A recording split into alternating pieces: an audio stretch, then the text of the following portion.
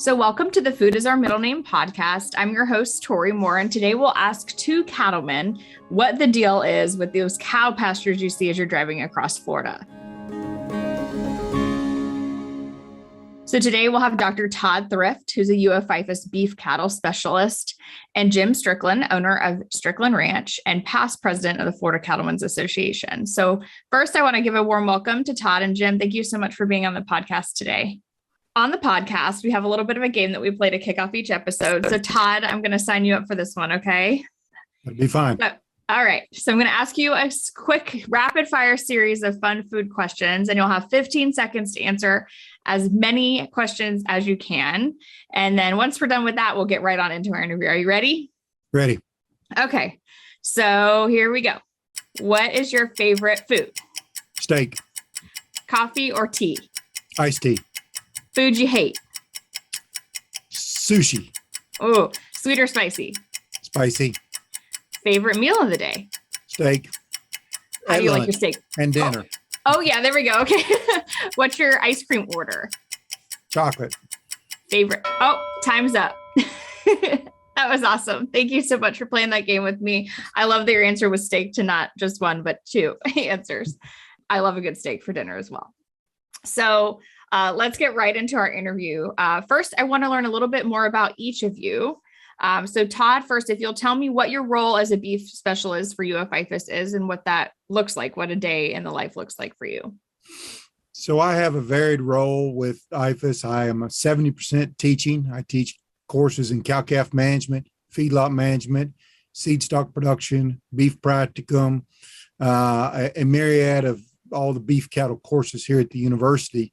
And then I have a 30% appointment in beef cattle extension, where it's basically adult education relating to anything relating to a cow or the beef industry or anything surrounding the beef industry. That ranges from food all the way back to the very production, the reproduction, the very basics of management and husbandry that go into the beef production industry. Okay, thank you. And Jim, as we discussed already a little bit, you're a cattle rancher. So tell me a little bit about you and your ranch.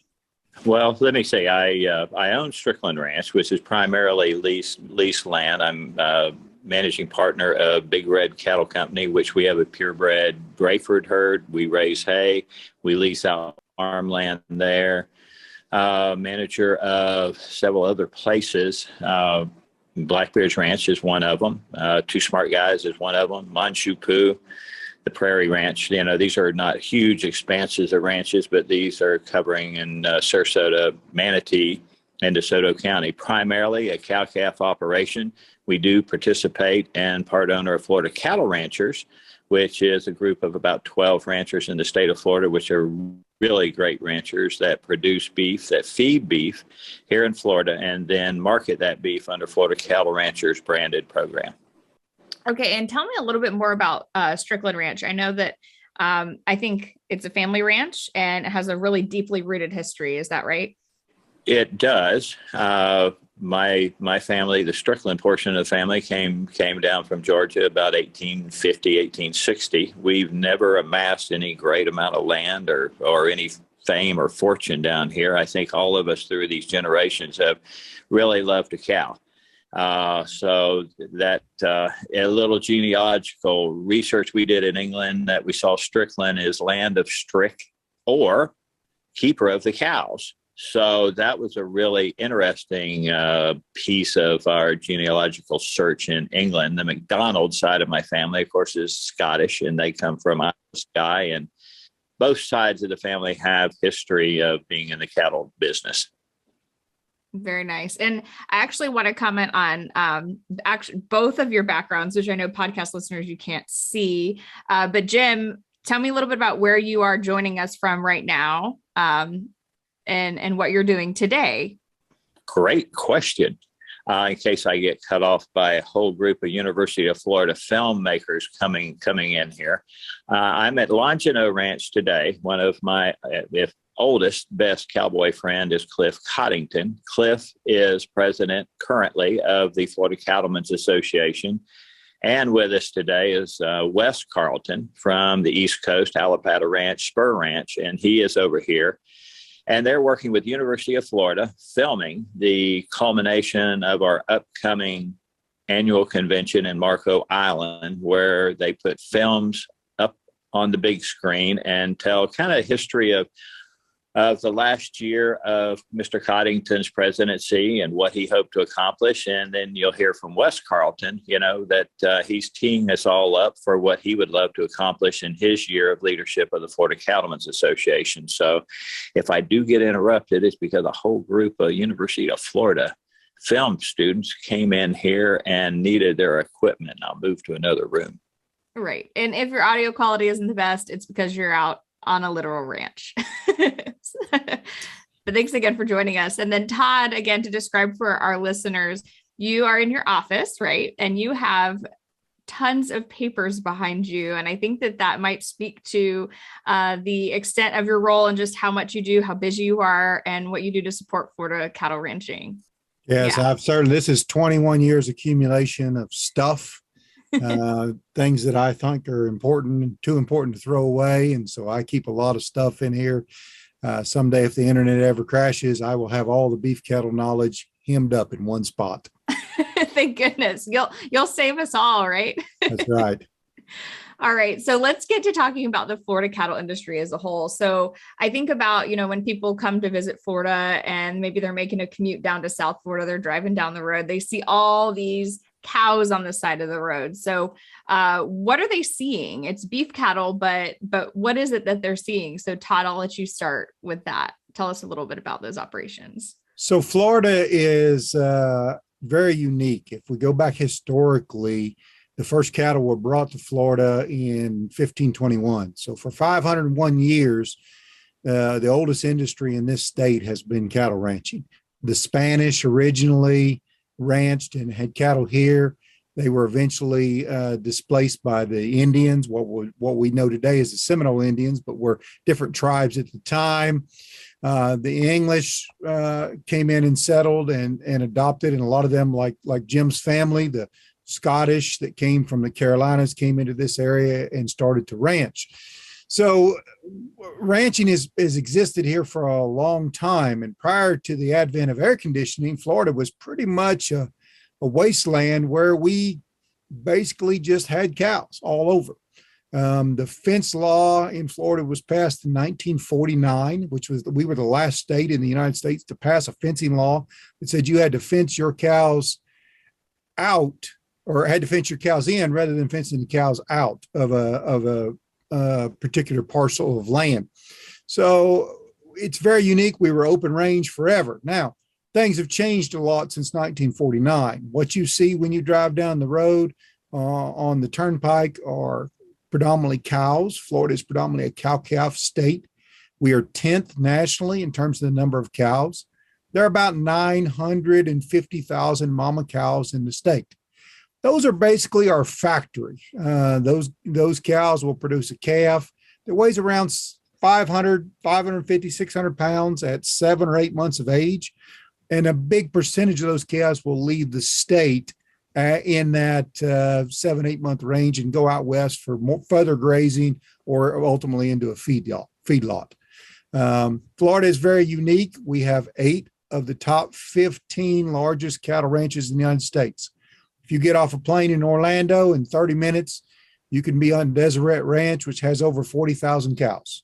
Wow. And so we have a very unique industry here for sure, very different than lots of the rest of the Southeast. Thanks so much for painting that picture. I think that helps provide a lot of clarity again to what people are seeing. And so Jim, we talked about how, at least for you, this is a family affair. Is that common of the cattle business? Is it often a family operation? Yeah, most everybody that I'm associated with, it's a family operation of some sort. And, there's only so many ways you can split the proverbial pie as generations pile up upon generations. You started with great grandmother and great grandfather, and then, now all of a sudden we've got 50 heirs to this ranch. And cattle ranchers usually operate on a fairly slim margin of profit on these lands. So most everybody I know in the cattle business is family. But that never should preclude anybody that's not in the cattle business. Their mother and father were not in the cattle business, but if they want to be and they have a desire to be, there's a spot for them in this world we call the cattle industry of Florida or America. And I always encourage everybody that if you didn't come from a cattle ranching family, that does not mean you cannot go to University of Florida and get a degree in animal science or anything and have professors like Dr. Todd Thrift teach you what you want to love, because not everybody in the family may love cattle business, or you may marry into that family business. You may be a manager, or you may be an allied member that could help us with feed, with fertilizer, with all those things that we depend on those experts. That's my story. And to add one little fact to Todd's 501 years, I am sitting about 39 miles is where the first cattle landed in North America in 1521. Wow. That's awesome. So tell me, now that we know what Florida's beef cattle industry looks like, you've given some detail as to how it's unique. What is different about the cattle themselves versus maybe some cattle you see out west? So in the Gulf Coast, we deal with a lot of different challenges than they might out west. They have challenges as well. The people that we deal with out west are dealing with fires, they're dealing with blizzards, they're dealing with all those kind of things.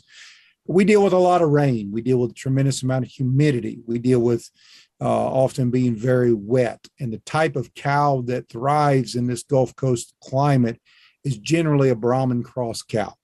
Brahman is a breed that's very noted for their heat tolerance and their adaptation to insects. They were founded in this country right at 100 years ago. And they are the foundation for many of the other breeds, like the Brayford that Mr. Bud Adams founded here in Florida, the Santa Gertrudis, which was founded at King Ranch, the Beefmaster, which was founded in South Texas.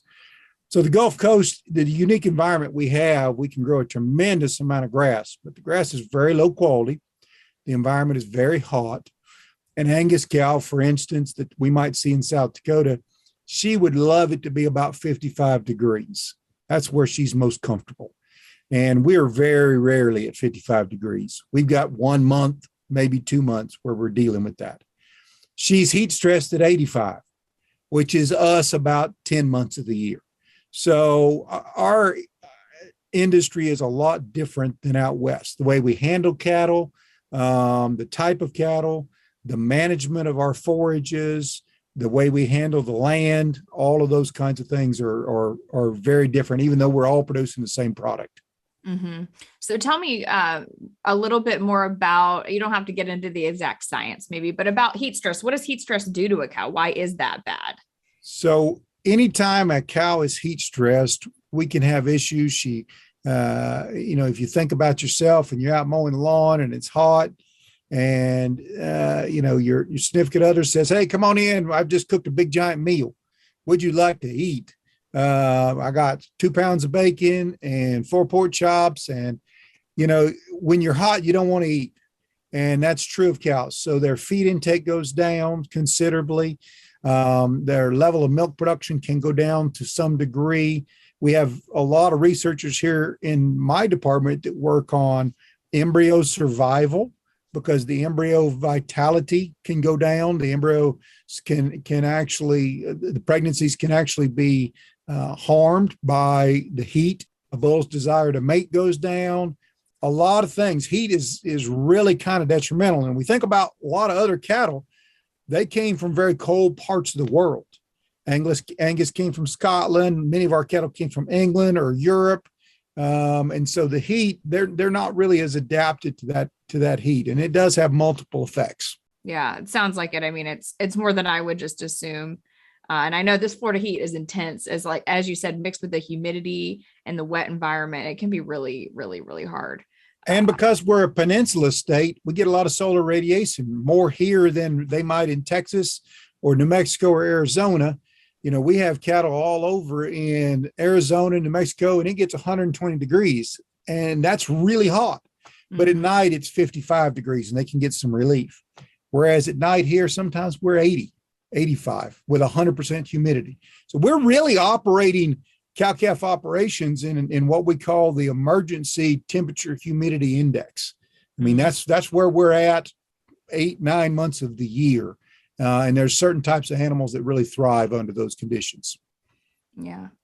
So Jim, tell me a little bit more about additional maybe challenges you face as a cattleman in Florida. We live in a subtropical area, especially us down here in South Florida. We're a lot different than, say, Gainesville north, and you'll see a little different type of cattle for the most part in North Florida as opposed to South Florida. But what I live with is coming up with animals that can thrive, can survive the mosquitoes and the water and the mud, the heat that he talks about, and it's that constant searching for genetics that I love a female. I love whenever we are producing really nice Brayford, Beefmaster, Brangus females, something with a little Brahman in them. They're gentle, teaching them how to, hold up with dogs, that whole selection process. I look when I go into a herd for females because that's what's going to keep me in business. It's going to keep me in business. So some of those females that I have, I've had their mothers, their grandmothers, their great-grandmothers, their great-great-grandmothers. I mean, there's been a lot of them that have been in the business, but at the same time, one of the things that is our challenge, as he has talked about, is still producing an animal that will convert feed, that will grade and yield whenever it hits a feedlot, or it goes to Kansas or Oklahoma and it hits the grassland. So something out there that can survive, that we can ship from Florida, that we can make money on, that somebody else can make money on by still retaining those female animals into our herd that are going to keep us cattlemen in business in South Florida. So we have to have those females that have been adapted and do a better job. We're constantly trying to do a better job of selecting those bulls that have those attributes that are going to produce a calf that somebody else can make money on, or we can, like Florida Cattle Ranchers Group, and still produce those great females with enough Brahman influence that it's going to keep us in business down here in Florida. Okay, and Todd, did you have anything to add? I've worked in different places. I grew up in Kentucky. I worked in Oklahoma. I worked in Texas. And the ranchers that I work with here in Florida are probably some of the most connected, most astute ranchers in the nation. They fight not only lots of issues that they deal with on a regular basis, they work hard on the environment. They work hard working with Mother Nature or trying not to work against Mother Nature to produce a very safe product for our consumers. There's a lot of things that these guys don't get credit for. 75% of the wildlife in the United States is on private lands. And much of these big ranches, even the little ranches in Florida, serve as a reservoir for all kinds of wildlife, all kinds of endangered species, the water quality issues and some of those things. And Jim can speak to those more because I think that the cow part is just one piece of the puzzle. Many of these ranches are involved in their communities. They're involved in what's going on with water. They're involved in so many different ways that a lot of people are not aware of. Mm-hmm. Yeah. So Jim, if you can speak to that some more, maybe, some of the environmental impacts as well. I don't think people are always aware of that. And I'm sure I have a lot to learn there as well. So tell me about how you guys make those impacts or provide those spaces for endangered species. Boy, Todd, you really teed that one up great. One of my other non-paying jobs is that I am the vice chairman of Florida Conservation Group, which advocates for ranches, ranch land conservation, cost share practices. But then the second one is really affiliated with University of Florida at the hip, and that is the Florida Climate Smart Agricultural Group. They have a national and an international presence. We have one here in Florida. I co-chair that committee with Lynetta Greiner, which is a timber and a cattle person in Chiefland, Florida. We have nearly every commodity represented there. So what we're looking at is what Todd kind of threw me a softball on the ecosystem services and what we provide for the greater society of approximately 22 million people, and we are studying with the University of Florida. In fact, we just got a $2 million budget from the legislature for University of Florida for $2.1 million to study artificial intelligence and ecosystem services that we're going to chat here about. So Todd said that beef is just one component, and he's absolutely right. That, you know, in the old days, whenever you went by a ranch and you'd see a great landscape, you would also see a group of beautiful black cows, red cows, white cows, it doesn't matter. But you would sit there and talk about, you know, what a great landscape that is. Now we really have gotten to the point whenever they show up on the ranch and they look at this ranch and they look at those animals and they look at that land. Now we're going to talk about greenhouse gases and what that land does for the greater society. We're going to talk about water filtration. We're going to talk about putting more moisture and water down in the aquifers by having those ephemeral wetlands, of which we have hundreds of thousands of ephemeral wetlands, are wetlands, those shallow wetlands that go dry during the dry times and fill up full of water. We have hundreds of thousands of those scattered across Florida, and we call them nature's kidneys, that they purify a lot of water before it goes downstream. So, you know, we all live in an area that water either flows to the Atlantic or it flows to the Gulf Coast. So water is key, and what we can do for water is great. Also, what we can do is ecosystem services. Looking at it as food security. We all want to eat. You're going to have that beef, or you're going to have those vegetables. You're going to have those oranges. So now we've got some food security here. But in addition to that, we provide endangered species habitat on these large ranchland landscapes, timberlands, and we provide endangered species, but also wildlife corridors. So we do a lot, and I think that needs to be the conversation. Not just we're producing some good hamburgers, but we are giving back to society those things that now and into the future they're going to need off our great landscapes of timber and cattle to survive in Florida. When we talk, and we could talk about climate change, sea level rise. Right now, I just had a meeting last night. We cannot sell any more insurance through Farm Bureau on new housing because of a lot of factors. One of them is sea level rise along the coast. There's certain areas that you cannot hardly get insurance. If you do, the flood insurance is high. We know that something is happening. You know, we know that something's happening here in the state of Florida, and I believe we're ground zero for a lot of issues. Saying we can go back to the genetics of cattle. If they can do that gene, that we have better cattle, Holsteins, Jerseys, Brahman, Brayfords, whichever one, that do well in hotter climates, we may see, not in my lifetime, but maybe in another lifetime, see those things that we're going to have to adapt to. But we want it to where that family of 4 or 3 or 5 that pulls up there, I want those children and those parents to recognize exactly what these landscapes do for society, because there's very few of us in this business. The vast majority of folks live on the coast or metropolitan areas, and that's where they are. And it's up to people like Todd and myself, every rancher, every timberland owner, but also let's take in all those nursery operations. I mean, those nursery operations that are close to the coast provide a tremendous amount of attributes that society needs. You know, it's a proven fact that you have less stress, less heart attacks for the folks that live on a street in a suburban area that has trees that don't have trees. So if you recognize that and extrapolate that value out, that we need to be recognized for those things that we do for society other than put a piece of beef on the table. That's right. And I don't think people know, right?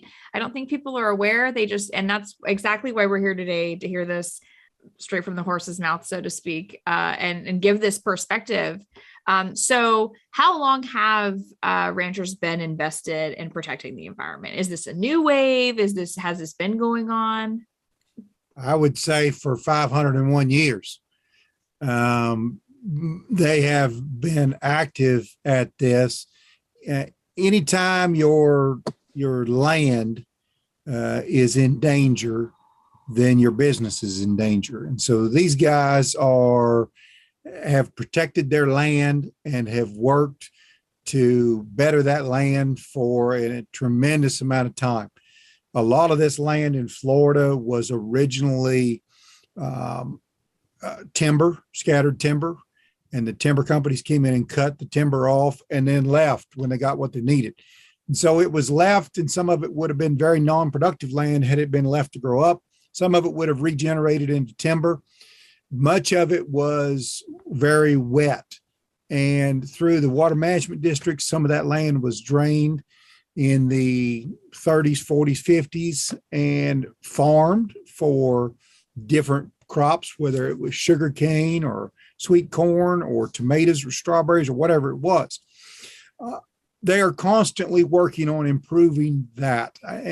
But I think probably in the last 30 years, it has been a huge push as we've had more people come into this state. There have been more issues with the environmental things that are going on. More of the ranchers spend more and more of their time dealing and talking about those environmental things and looking at the opportunities related to them. Many of these ranches today are in the business of farming water. They're like Jim said, they're serving as reservoirs for water and cleaning that water. And there's quite a bit of data that says as we move water out of those canals, run it through a ranch, it's filtered and it becomes much more purified before it goes back into the system. So, this is a very unique ecosystem compared to where most ranchers out west who are dealing with drought and fight drought constantly and no water, we have to balance all of the water issues and all the other environmental issues that exist out there. And I think they do a great job, and I think they've been doing it for a long time. Yeah, it really drives home. I've heard the phrase that cattlemen are the first conservationists, right? And the first environmentalist. And exactly, the first environmentalist, exactly. You guys have shared so much about what the industry does, not just to get food on our plate, but for the environment and our state as a whole. So tell me, Todd, what makes you proud to work in the cattle industry? Well, I enjoy the interaction with people like Jim and other ranchers around the state. It charges my batteries to go out and talk to them about what they're doing, listen to what's going on. There are 2 or 3 groups here, like the Florida cattle ranchers that Jim mentioned, that I work very closely with. We're working on research things that relate to the quality of the beef that's being produced through their deal, looking at how the consumer may perceive that product, working with them on the economic production side of that and what it costs to produce it. All of those things, I work with another group called Florida Heritage Beef that is a group of ranchers that are very much at the edge of what they're doing. They're very national in terms of their scope. And so those guys charge my batteries. When I can get out in the state and visit with those people, it really helps me from that standpoint. And of course, those experiences I can take back to the classroom and share with my students. And I can give them real world examples of things that are going on in the beef industry and how that affects, how it will affect them in the future. And Jim, what about you? What makes you proud to be a cattle rancher?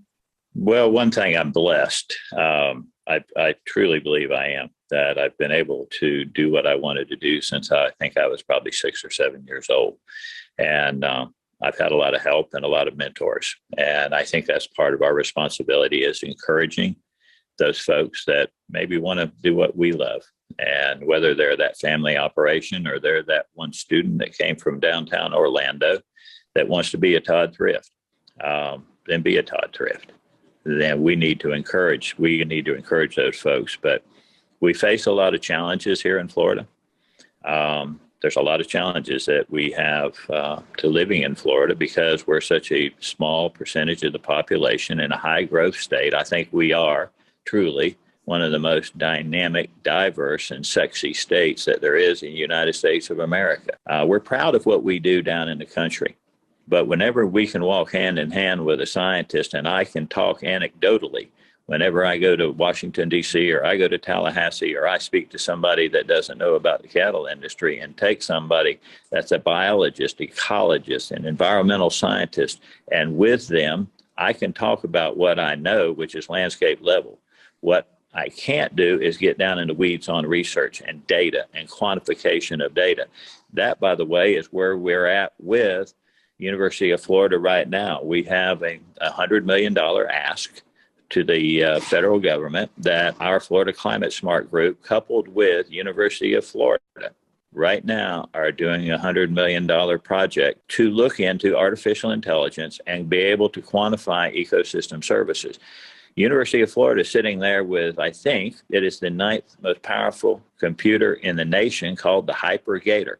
And we have the ability with that HyperGator to use these stratas of information that we are going to get. So whether it's topography, whether it's radar, whether it's LIDAR, whether it's motion sensors, whether it is hygrometers, whether it is cameras that'll identify the endangered species and then say this was panther 1, 2, or 3, or this was indigo snake 1, 2, or 3, gopher tortoise, and overlay all of those things. I'm really proud to be a part of that process we're going through right now. We have to be profitable to be sustainable. You cannot have sustainability before you have profitability. We have to be recognized for those things of which we do for society. And it may not be a cash payment, but we must be, if we're going to stay in business in a state like Florida, that we see land appreciation values going up so dramatically right now that it's very easy to decide that, let's sell some of the property. One of the things that that I'm particularly proud of is working with people like Todd and the folks at University of Florida and all of these nonprofits, whether it's Florida Conservation Group, Audubon Society, Nature Conservancy. There's so many of them that us ranchers really need going into the future. We need their scientific data and research. Well said. Well said.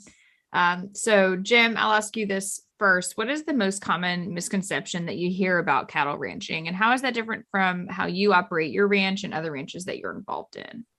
Is it our misuse of carbon? Is it our belching cows? Is it our farting cows? I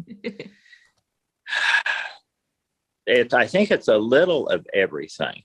And I can't lay my hands on one specific, oh my gosh, this is the issue. I think it is all those misconceptions that we are going to lean on y'all to tell the story, which leans on the data that the Todd Thrifts of the world put together and give you and give me to where we can walk hand in hand. And I'm the guy that wants a cowboy to walk hand in hand with a scientist. I can tell that story, but I need somebody to back me up whenever we tell it. And Todd, what about you? What do you think that is the most common misconception that you hear? One of the things I think that a lot of people don't understand about cows is we run cows probably on over 50% of the land in this state. It may be closer to 2/3 of the land. They're everywhere. And they're utilizing land that much of which could not be farmed. We couldn't grow strawberries because it's too low and too wet, or it's not necessarily the right topography or the right soil type, and that's true of the whole United States as well. Cows, because they're a ruminant, can utilize a lot of stuff that we have no reason to use. And you look at ecosystems like California, where cattle have been removed from that ecosystem. The result of that is fire very often, very large, devastating fires. Cattle are an important part of that ecosystem. They have evolved in this ecosystem in Florida for 500 years.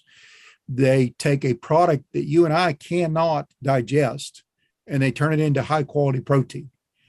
We feed cows a tremendous number of byproducts as well. A lot of people think that, oh, well, we feed them all this corn and we could feed people all over the world that corn. And the reality is we don't feed that much of that kind of stuff. We feed the byproducts of manufacturing food for humans. We feed molasses, which is a byproduct of the sugar manufacturing industry. We feed corn gluten feed, which is a byproduct of making the high fructose corn syrup We feed all kinds of things like citrus pulp, which is a byproduct of orange juice. Those are fed to the cows in the wintertime as a supplement. And the rest of the time, she's really a walking solar energy cell, because photosynthesis from the grass, we turn into high quality protein because she's got a rumen. For every 1 pound of human edible protein that we feed to a cow, we get 4 pounds of human edible protein back. Wow. And I think a lot of people don't understand that. Wow. That's huge. That's huge.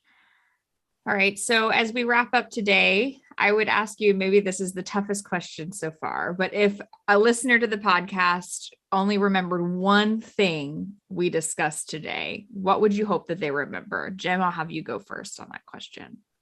Whenever you look at the environmental status of these big landscape timber and cattle ranches, and you decide where you want Florida to be into the future, we know we're going to have a huge population growth. We know we already have sea level rise. We know we're going to have some climate change. We're going to be a dynamic state. We're going to be a political swing state, a presidential state.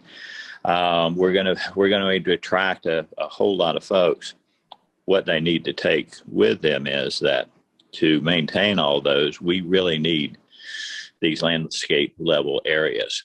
And we need to recognize the benefits that they give to society, that it's not going to be a cattle ranch or something ecologically, environmentally better. No matter what you do, you're going to have impervious surfaces. You're going to have more pesticides or more herbicides, if it's golf courses. But we are going to have those things. We're definitely going to have those things, is recognizing how to save these areas that need to be saved and start working on it right now. Keep in mind also that history teaches us a lot of things. One is every single home or condominium or road or parking lot in Florida at one point used to be a cattle ranch. So every single thing that we look at one point was something to do with cattle. The timberlands that stretch across North Florida had cattle across them. So you don't see any housing developments being bulldozed down for a cattle ranch. You are going to see cattle ranches become housing development golf courses. So let's recognize that one thing that you can latch on to. So whether it's carbon sequestration, whether it's greenhouse gas effect, whether it is wildlife corridors, endangered species habitat, or the simple food security it's going to take for us to stay alive 100 years from now. Recognize what we do for society. Mm-hmm. And now, Todd, so again, if our listeners forget everything else we said, what's the one thing you hope they remember? I would leave you with the thing that I think is very important, and that's food security. And Jim hit on that as well. I would like that we continue to grow the majority of the food we consume in this country. And Florida is an important piece of that puzzle. We have the safest, most efficient food supply system in the world here in the United States. And cattle are a big piece of that. What we do utilizing photosynthesis in the grass, I mentioned earlier, areas that we can't use for anything else, we can put cattle there and we can raise a very high quality product from that and do it very effectively and enhance the environment in the process. We get a lot of negativity about environmental impacts and carbon and different things. The reality is cattle are probably net positive big time when we talk about all of the things that we've discussed today on this podcast. Well, thank you so much, both for your time and insight. I know I've learned a lot, and I hope that our listeners do too. So thank you again for coming on the show today. Enjoyed it very much. Thank you for having us. Thank you. So that's it for today's episode of the Food is Our Middle Name podcast. To learn more about Florida cattle ranching and what we discussed today, you can check out the episode notes.